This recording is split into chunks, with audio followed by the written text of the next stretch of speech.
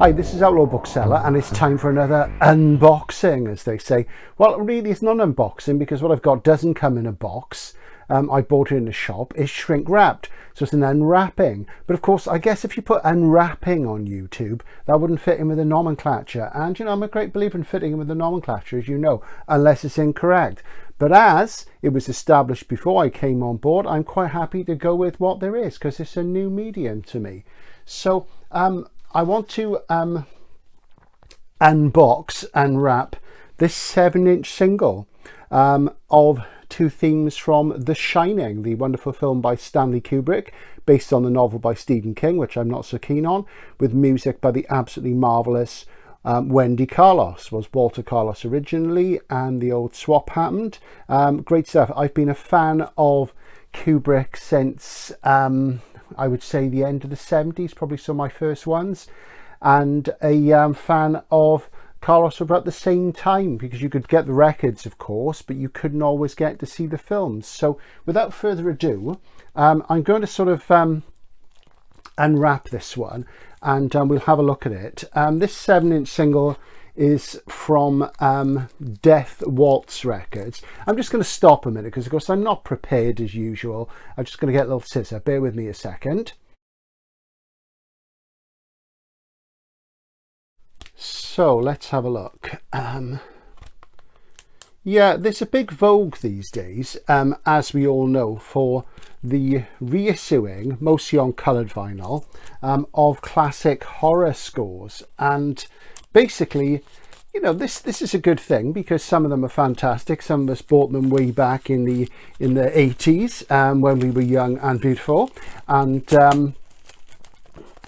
you know, it's great to see them back, and I still have lots of my original Goblin ones and what have you. Let's just show that nice strong card sleeve. I think there's 1,000 copies of this.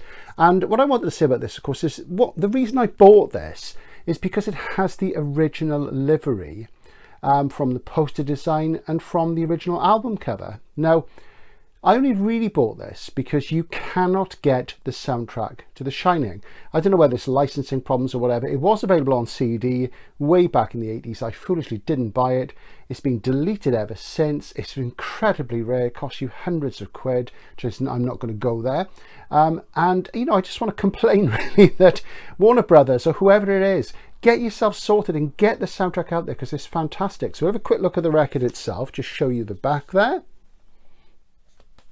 And the front, and this is on tri-coloured vinyl, so let's have a look at it. And it comes in a nice black inner sleeve, yeah, black label, and we'll just slip it out. Oh, now I was hoping it would be yellow, but they've gone with black, pink and green. Let me just get the glare off this. Black, pink and green, and I think the green is probably going to come across the darker green in what you're seeing. I'm holding it up and there's a window behind the camera, so it's going right the way through it. So there's a sort of deep pink. You're seeing it as a sort of more of a sort of burgundy, I would say. So that's quite nice. And with my usual curating standards, for authenticity's sake, I'm going to pop it into a reproduction Warner Brothers sleeve because that would have been the original label, of course. There it is. Get us some Covers 33, who I'm always pushing, but you know, I'm not getting paid for that. I just love this stuff. And a nice heavy duty poly-lined inner, not a poly-lined inner, a PVC outer, I should say. Pardon my nomenclature fail there, my bad. And I'm just going to pop that in. And there we go, marvelous. And we get the disc in the back. There we are. And that's my basic curating standard, so very, very nice. I got this from Rough Trade in Bristol. I don't know how long it's been out. I'm probably at the end of the queue or something, but that's that there. And you know, it is frustrating that you can't get the score because of course this, as I say, it's by Wendy Carlos, and it's absolutely marvelous. And some time ago, this must be 10-15 years ago, I bought this CD, Rediscovering Lost Scores by Wendy Carlos, which looks like an Indiana Jones thing, and this has actually got a lot of the music from The Shining on it, and it's the studio music, so I don't think it's the actual edits in the film. And of course there's lots of things like Bartok in the film as well, But the one piece of music that I really love in this, performed on the Moog, is the version of DC Ray, which is just Day of Wrath, you know, a classical piece, which is just fantastic. Now, of course, Day of Wrath, DC Ray, is invoked in the music for Clockwork Orange as well.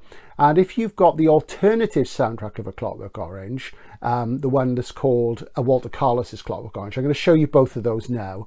There's a track in there called Country Lane, which has DC Ray in it. It's a wonderful piece of music.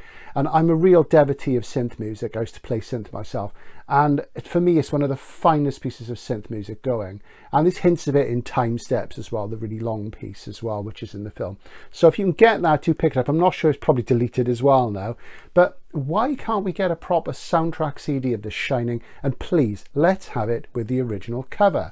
Because, of course, a lot of these reissues from labels like Death Waltz, they have specially redesigned sleeves with new artwork and that. And I gotta be honest, I really don't like that. I like the original iconic quad poster artwork, because that's what I grew up with. I remember the posters well, and most of my soundtrack LPs and CDs have that quad artwork on. So that's what I go with, that's what I cleave to.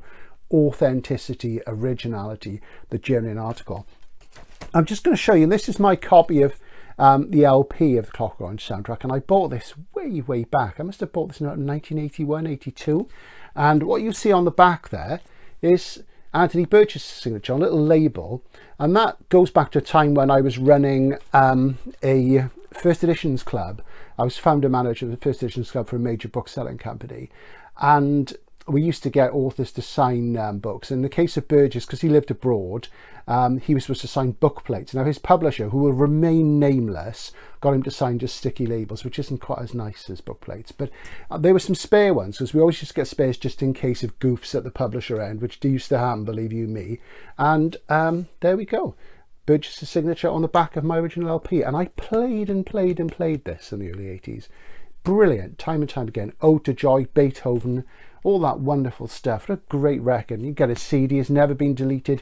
Get out there and buy it. If you like synth music and you like classical music, fantastic, superb. Now, the other soundtrack album I referred to is this one, Walter Carlos's Clockwork Orange, which again I bought shortly after the other one. I bought this in a wonderful little classical record shop in the arcade in Cardiff, near to where Spillers is these days. Sadly, it's long gone. And you'd go in there and you'd feel like Alex picking up your latest order, you know. And I bought my LP of The Glorious Ninth in there, for example, and with a seagull on the front. And, you know, it was just wonderful, you know. And Clockwork Orange was not just a gateway to wonderful science fiction writing, but also to classical music. And it wasn't the first classical music I listened to, but, you know, it put it into a different context for me. And because Schiller wrote the lyrics, the Ode to Joy, J.J. Bernal had done the Ode to Joy, there was references to Ozymandias. It's all this stuff in the Stranglers and in Burgess, Marvin, all these things intersect, and that's what this channel is about, you know, the connections in culture. So yeah, so I stuck a little label on there because there wasn't an appropriate space on the back, and this is the one that has Country Lane on it, and it's also got the full version of Time Steps as well. And other things on here, like there's the Walter Carlos version of The Thieving Magpie, which of course in the film is a Dodger gramophone recording. This is a full synth one, so this is a full synth score, and some of this didn't make it into the film, so it's kind of essential. So if you've got this one, good for you. If you haven't got this one, get out there and get it. I think you can get it on CD. I've certainly got both on CD, but then I've had them for millions of years, so there you go. So that's my thoughts on DC Ray, Walter Carlos, Wendy Carlos, The Shining, how we should get a nice reissue, please. But it's nice in the meantime to have this lovely little coloured vinyl single. We'll have another quick look at it. There we go. Very, very pretty. Burgundy, green and black from Death Waltz. Well done, Death Waltz. See what you can do about getting the album. But of course you don't do CDs, do you? I want it on a CD, I'm afraid. You know, those lovely Moog tones, dissonant and echoing in the visions of the mountains as Jack drives to the Overlook. And that's it, really. A quick aside about the Overlook. In a video recently, I showed you a little bit of Carleon and Arthur Machen's birthplace and the Roman amphitheatre there.